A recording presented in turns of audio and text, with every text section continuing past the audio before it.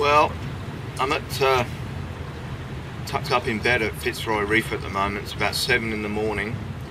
I've just had the radio on. It said it was down to about 7 degrees at Gladstone last night. It's 15 at the moment.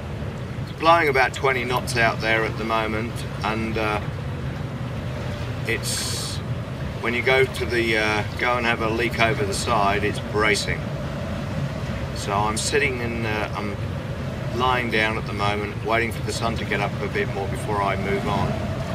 But just like the thing, I've got this, you know, I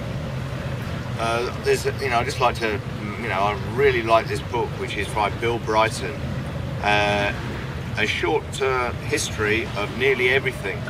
Basically, it's about science. Now, science is generally a really boring subject, and this book brings it to life, and it's just a really great read. On marine things, this is basically a little marine thing here on science, and it says here, in the early 17th century, Bermuda was well known among ship's captains for being hard to locate. The problem was that the ocean was big, Bermuda was small, and the navigational tools for dealing with the discrepancy were hopelessly inadequate. There wasn't even yet an agreed length for a nautical mile. Over the breadth of the ocean, the smallest miscalculation would become magnified, so that ships often miss Bermuda-sized targets by dismayingly large margins. Norwood, whose first love was trigonometry and thus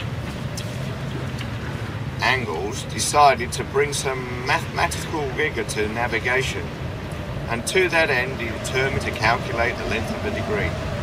Starting with his back against the Tower of London, Norwood spent 2 devoted years marching 208 miles north to York, repeatedly stretching and measuring the length of chain as he went, all the while making the most meticulous adjustments to the rise and fall of the land and the meanderings of the road.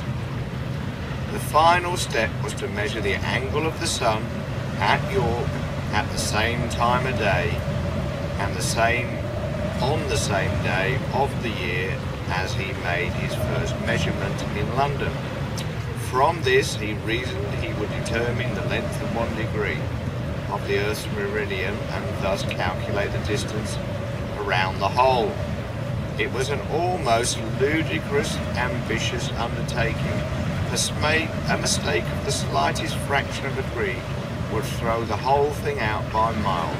But in fact, as Norwood proudly declaimed, he was accurate to within 1 scantling, or more precisely, to within about 600 yards. In metric terms, the figure worked out to 110.72 kilometers per degree of arc.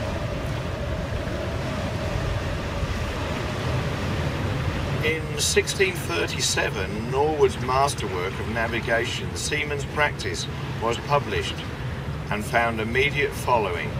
It went through 17 editions and was still in print 5 years after his death. Just amazing, you know, that people could do this in those days.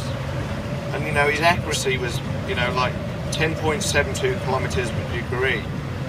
A guy did it, you know, in France. You know, about a whole mob of people did it, and found it to be 110.46 kilometers per degree of arc, and that was about 50 years later, you know. So he wasn't far out on his first effort. It's just unremarkable.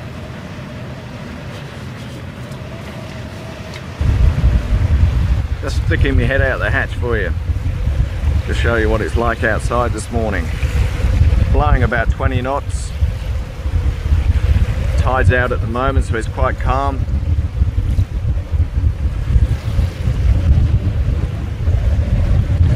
And bloody freezing.